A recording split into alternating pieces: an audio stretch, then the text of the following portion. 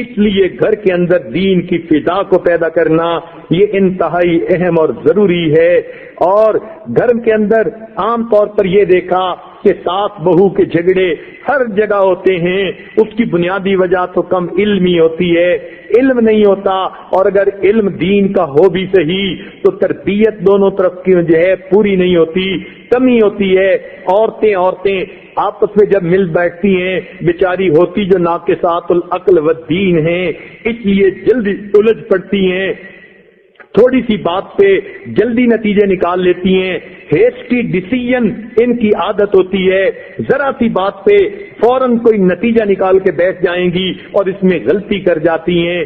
اس جلد بازی کی عادت کی وجہ سے آپس میں جھگڑا کر لیتی ہیں، غلط فہمیاں ہو جاتی ہیں۔ تو اس غلط فہمی کو دور کرنا یہ خاوند کی ذمہ داری ہوتی ہے۔ کئی جگہوں پہ خاوند بیوی کو اپنی ماں کے حوالے کر دیتے ہیں۔ افراط و تفریط سے بچنا چاہیے۔ بیوی کے کچھ حقوق ایسے ہیں کہ جس کے لیے ساس کو بھی چاہیے کہ وہ بیوی کو وقت جو ہے تھوڑی اجازت دے، تھوڑا اس کو موقع دے، وہ اپنی زندگی کو میاں کے ساتھ گزار سکے۔ اور کچھ بات ایسی بھی ہے کہ بہو کو چاہیے کہ ساس کو ماں کی طرح جانے۔ گھر میں دیکھا ماں اگر تھپڑ بھی لگا دیتی ہے تو بچی چپ کر جاتی ہے، اور ساس اگر اصلاح کی بات بھی کر دیتی ہے تو اس کے اوپر تڑک کے بولتی ہے یہ ناانصافی بیوی کیوں کر رہی ہے۔ جب ماں کا تھپڑ برداشت کر سکتی ہے تو کم از کم ساس کی تنقید تو برداشت کر لیا کرے۔ چنانچہ ایک مرتبہ میرے اس عاجز کے پاس ایک عالمہ آئی، دین کا علم پڑھی ہوئی تھی، کہنے لگی کہ میاں میرے ساتھ بہت اچھا ہے، دنیا میں شاید ایسا میاں کسی کو نہیں ملا ہوگا، مجھے اللہ نے ایسا متقی پرہیزگار اور نیکوکار میاں دیا، مگر ساس نے میری زندگی جہنم بنا دی ہے، ذرا سی بات پہ روک ٹوک کرتی رہتی ہے، یہ کرتی ہے وہ کرتی ہے۔ چنانچہ اس نے ساس کے بارے میں چند باتیں کہیں اور مجھ سے پوچھنا یہ چاہتی تھی کہ اب آپ ذرا اجازت دے دیجئے میں بھی ترکی بترکی جواب دیا کروں، اینٹ کا جواب پتھر سے دیا کروں، لیکن عالمہ تھی، ذرا گھبراتی بھی تھی کہ کہیں میں پکڑی نہ جاؤں۔ لہذا اس نے کیا طریقہ سوچا کہ حضرت صاحب سے اس کا ڈیسیژن لے لو، انٹینٹ لے لیجیے حضرت صاحب سے۔ چنانچہ اس نے اپنی ساس کی اتنی جو ہے باتیں بتائیں کہ ذرا سی بات پہ یہ کرتی ہے وہ کرتی ہے، اور مجھے ذہنی طور پہ پرسکون نہیں ہونے دیتی، اور میں نے پڑھانا ہوتا ہے اور مجھے پڑھانے میں دقت ہوتی ہے، اب آپ بتائیں میں کیا کروں۔ میں نے اسے کہا کہ آپ کی ساس کے اندر اتنی باتیں ناپسندیدہ ہیں، کوئی بات پسندیدہ بھی ہے؟ کہنے لگی نہیں مجھے تو کوئی بھی پسندیدہ بات نظر نہیں آتی۔ میں نے کہا کہ تمہاری نظر میں انصاف نہیں، نا انصافی کا تمہارا ذہن ہے، اگر انصاف کی نظر سے دیکھتی تو تمہیں اس کے اندر کوئی نہ کوئی اچھائی نظر آتی۔ وہ پھر کہنے لگی حضرت مجھے تو اس میں کوئی اچھائی نظر نہیں آتی۔ میں نے کہا دیکھو ایک بات بتاؤ، تمہارا خامن جو تمہیں اللہ نے فرشتوں کی صفت جیسا دے دیا یہ تو بات مانتی ہو؟ کہنے لگی ہاں مانتی ہوں۔ میں نے کہا اس خامن کی بیوی تمہیں کس نے بنایا؟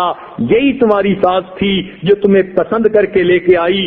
اس خامن کے لیے اس کو اور بھی بڑی لڑکیاں ملتی تھیں، کسی اور کو پسند کر لیتی، مگر تمہیں جو پسند کر کے لائی تو یہی ساس تھی جس نے تمہیں اس خامن کی بیوی بنایا، اور آج تم کہتی ہو کہ میرا خامن تو آج فرشتوں کی صفت والا خامن ہے۔ کہنے لگی ہاں یہ بات تو ہے۔ میں نے کہا اب اس احسان کا بدلہ تم ساری زندگی نہیں اتار سکتی، ہل جزاء الاحسان الا الاحسان، احسان کا بدلہ احسان ہوتا ہے۔ قرآن کی آیت جانتی ہو؟ کہنے لگی جی پڑھی ہوئی ہوں۔ میں نے کہا اب اس احسان کا بدلہ اتارو کہ ساری زندگی اس کے پاؤں دھو کے پیو کہ اس نے مجھے اچھے بچے کی بیوی کے طور پہ چن لیا۔ کہنے لگی حضرت آپ نے بات سمجھا دی، آج کے بعد میں کبھی بھی ان کے سامنے اونچا نہیں بولوں گی اور ان کو اپنی ماں کا درجہ دے کے ان کی ہر بات کو برداشت کروں گی۔ واقعی انہی کے صدقے اللہ نے مجھے اتنا اچھا خامن دیا۔ تو جب انسان سمجھتا ہے تو بات جلدی سمجھ میں آ جاتی ہے۔ ساس بہو کے جھگڑے ضد کے سوا کچھ نہیں ہوتے، ذرا افہام و تفہیم کر لیا جائے تو بات سمجھ میں آ جاتی ہے۔ اسی طرح خود ساس کو یہ بات سمجھنی چاہیے، اپنی بیوی اگر کوئی کبیرہ گناہ کر بیٹھے گی تو ماں اپنی بیٹی کا عیب چھپاتی پھرے گی، اور اگر اس کی بہو چھوٹی سی معمولی سی کوئی غلطی کر بیٹھے گی کھانے پکانے میں تو یہ ساتھ اس کو دوسرے لوگوں کو بتاتی پھرے گی۔ یہ کتنی بڑی ناانصافی ہے۔ بیٹی نے وہی گناہ کیا، ماں چھپاتی پھر رہی ہے، بہو سے غلطی ہوئی، ماں لوگوں کو بتاتی پھر رہی ہے۔ یہ ناانصافی کی باتیں ہیں۔ تو جب بہو اپنی ساس اپنی بہو کو بیٹی سمجھنے لگ جائے گی اور بیٹی اپنی ساس کو اپنی ماں سمجھنے لگ جائے گی، ماں اور بیٹی کے درمیان نفرتیں نہیں ہوا کرتی، محبتیں ہوا کرتی ہیں، تو گھر کی زندگی آج اچھی بن جائے گی۔ اور یہ کام خامد کو کرنا چاہیے کہ بجائے اس کے کہ عورتوں کو ایک دوسرے سے الجھنے کا موقع ملے، درمیان میں پڑھ کے ساس کو اپنی جگہ، امی کو اپنی جگہ سمجھائے، بیوی کو اپنی جگہ سمجھائے۔ دیکھیں اللہ تعالیٰ نے اس لیے انسان کو 2 آنکھیں دی ہیں اور 2 کان دیے ہیں۔ ایک آنکھ سے اگر ساس کا عمل دیکھتا ہے، دوسری آنکھ سے بیوی کا عمل دیکھے۔ ایک کان سے اگر اپنی امی کی بات سنتا ہے اور دوسری کان سے اپنی بیوی کی بات سنے، اور اللہ نے دونوں آنکھوں اور کانوں کے درمیان دماغ رکھا ہے، پھر اپنے دماغ سے سوچ کے فیصلہ کرے کہ دونوں میں سے اعتدال کا راستہ کون سا ہے۔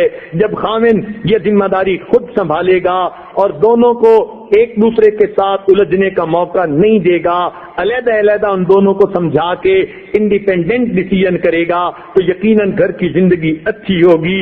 رب کریم گھر کی جھگڑوں سے، لڑائیوں سے محفوظ فرما لے۔